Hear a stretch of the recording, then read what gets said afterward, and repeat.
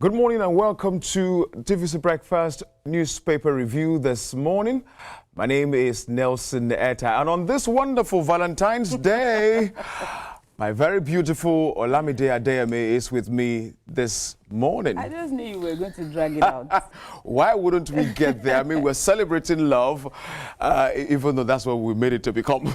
That's what we made it to become. I mean, at the end of the day, you know, what people also interpret cultures, traditional days that have become, you know, will later on become the norm in the long run. And so it's understandable where some persons want to, you know, interpret this day as a day of love and that, although that's not the exact meaning. Exactly. While that is not entirely wrong, it's really about sacrificing for humanity, what each human being can do to help the next person you know, move ahead in life.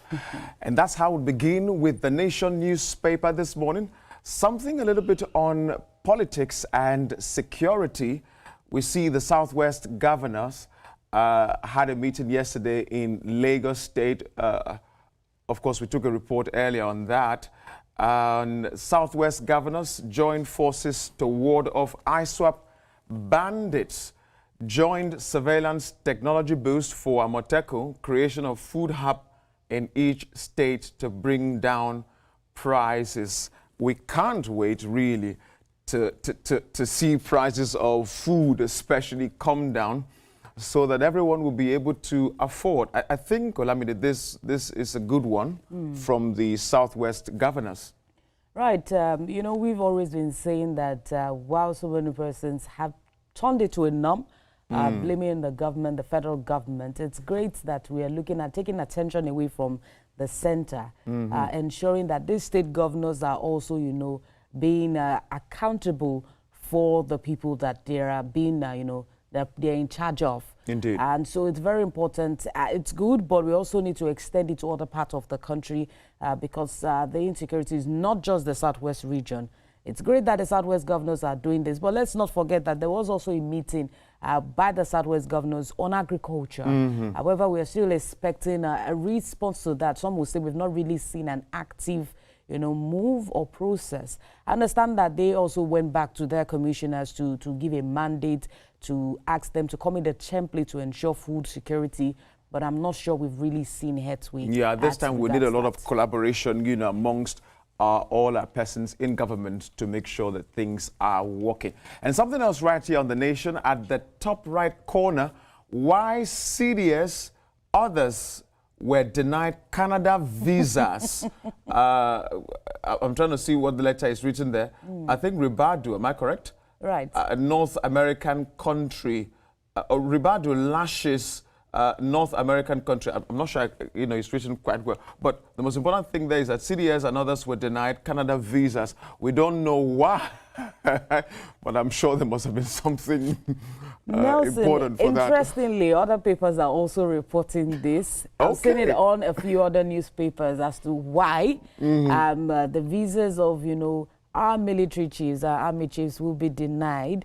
But it also boils back to we, you know, taking up at the front on the global stage. Indeed. Let's not misinterpret it. We'll still look at it on other papers. But very quickly, to the Platform Times, which is also reporting this meeting with Southwest governors as they back President Tinubu's economic plan, address ISWAP inflation.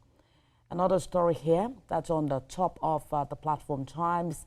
Kidnapped victims escape from captors in Benue receive warm reception. Nelson, that's very worrisome. You know, according to reports that they were kidnapped since December last year, I think precisely on the 27th of December, and so they just regained victory. But you know, the word escaped.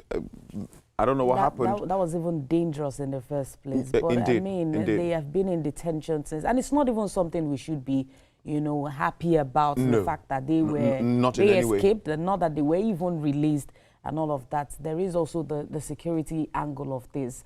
Customs hands over 1,599 seized arms to NSA office. Nelson, since the beginning of this week, we've been talking about unaccounted arms. Unaccounted arms. The police are the saying first PRO was here. It's very different from missing. Exactly. And all of that. So there is the issue of, context. But it's good that we have some of this going back,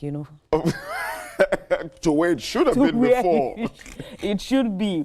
And another story here, which is, a statement made by the wife of the former governor of Ondo State. That's Betty Akeredolu. You see there in green. Prostate cancer killed my husband despite climbing mountains, performing rituals. That's why we say health is actually wealth. Indeed. And, in most cases, no matter how much money you may have, if you do not have good health, or if you do not have perhaps to make more, it's not really a good thing. Well, again, she's just expressing her pain herself, and her is, loss, as it is at this time. I think we should respect that. But we thank God for the life of Ekiti, right. But that'll be it as we move to the blueprint this morning with a very wonderful header here. Missing rifles. IGP falls audit report, 6 discreet closed-door investigation. Okay. Customs handover 3,897 rifles, cartridges to Arms Control Center. Again, like you said, it's returning back to where it's supposed to be. So should I say thank God for that? And on the top nameplate there, Tinubu approves recruitment of 50 doctors, 100 nurses for prison inmates. All right. ATM charges necessary for market efficiency. This is according to export. And in Marine and Blue Economy Agency generated 850.324 billion naira in 2024. Oh wow, this is according to the minister right there. And I think that would be it for the blueprint this morning. Now let's go to Daily Independent newspaper. And the big story here says NAS passes 54.99 trillion naira 2025 budget, raises own share to 344.85 billion naira. We've seen an increase. However, the question is, how will this be utilized for, the benefit? That is always a problem. It's not about passing the budget. It's not about passing. It's the implementation. Right, the impact it will have on the average Nigerian. But another story here, which is, very personal to me. The federal government okays employment of 50 doctors, 100 nurses for correctional centers. Now, so we've seen experiences of, some of those who go in and out of the prison. Indeed. And there are claims as, saying that sometimes they contact some form of disease. It's not as, as hygienic as expected been, yeah. And all of that. So it's great that we have, nurses, we have an increase. Again, that's a normal practice all around the world. And so it's a good thing that, the federal government has done this approval so that, because they're human beings. Right, they're human beings in the end. Let's look at something on the bottom of Daily Independent. Lagos raises BRT fares by 18%. That's to begin February 17th. Yeah. That's, I'd say it's very worrisome. We have this increase at the same time. We saw what happened yesterday with the telecommunications company who was apologizing to Nigerians, saying that we understand. But do you really understand? Is that why you're increasing that? I don't really.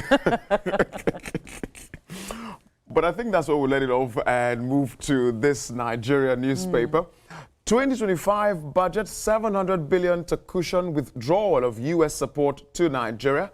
National Assembly passes 54.99 trillion appropriation bill into law, says capital component of 2024 budget will run till June. Okay. FCT achieved 99% in 2024 budget execution, says the minister. Again, we're talking about implementation of budget. Right. It's not about passing, but implementing. So FCT minister is saying in Abuja, we did 99% of what we said we were going to do with our allocation.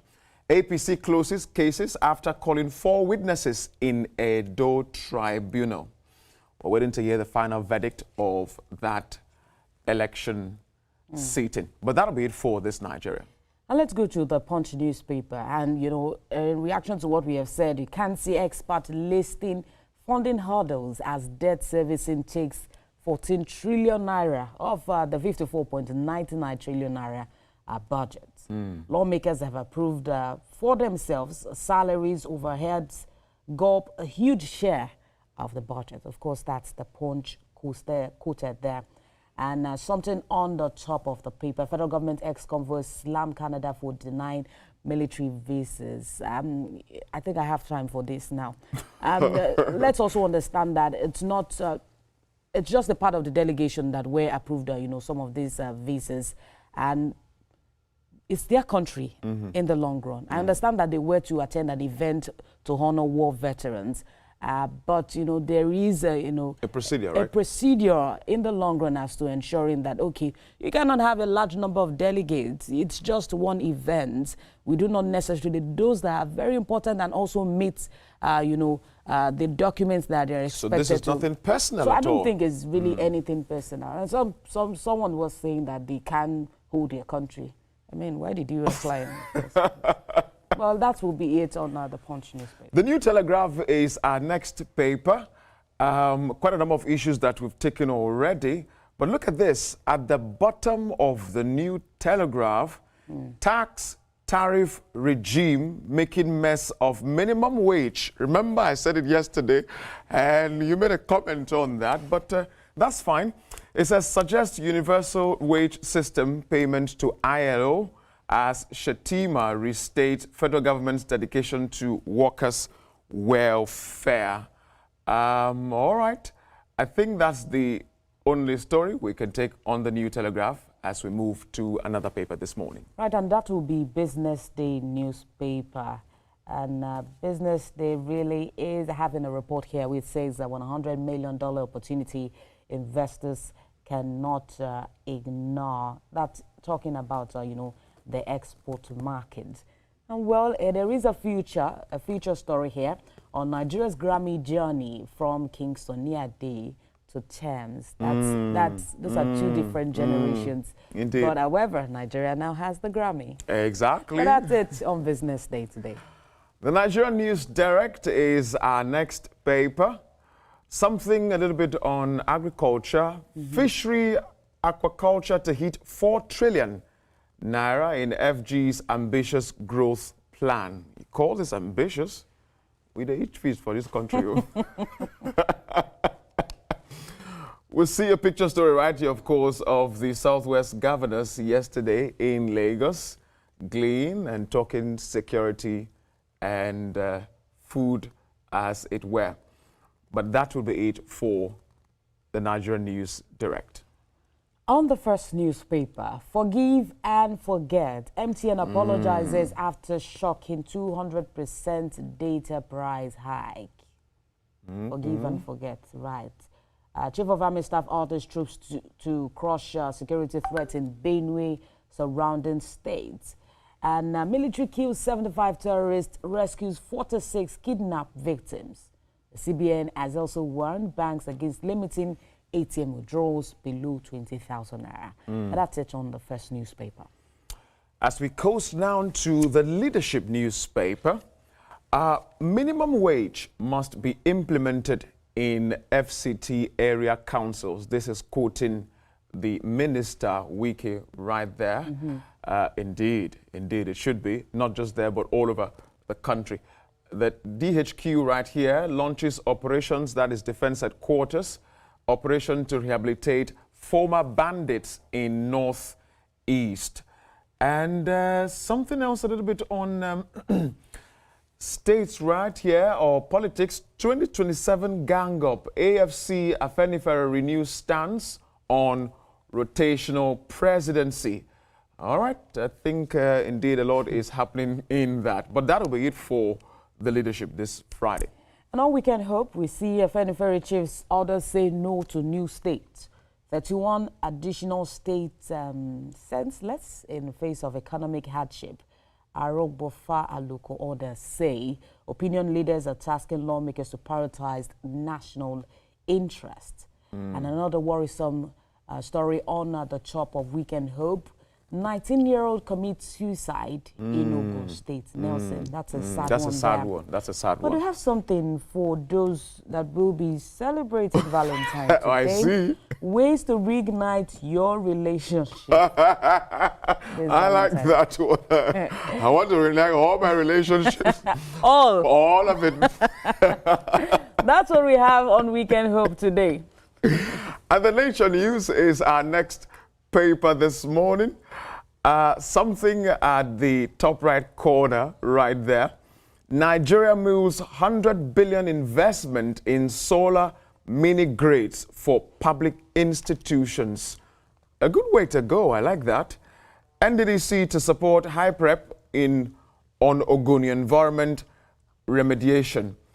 And finally, as ahead, our UN agencies, nations top climate-related corruption TI 2024 report. Seems like a lot of corruption reports are out these days. But that is it on the Nature News. And finally, thank God it's Friday. I have the Sporting Life with me. Gasparity Banks on Lookman's Magic. Atletico targets Lookman. And on summer transfer, Tottenham wants Chukwueze. Sancho expects Aina to sign New Forest.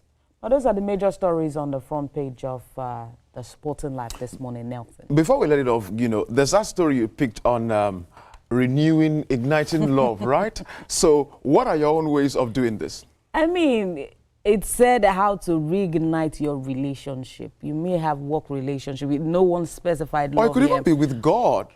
Or right? Be with God, actually. But I think there are ways as humans to do that. Okay. But if we are talking about love and all of that, I know you cannot actually reignite something that is non-existent. I was putting you in the spot right there. But that'll be it all for Newspaper Review this Friday. We're letting it down for Veronica and Ibrahim.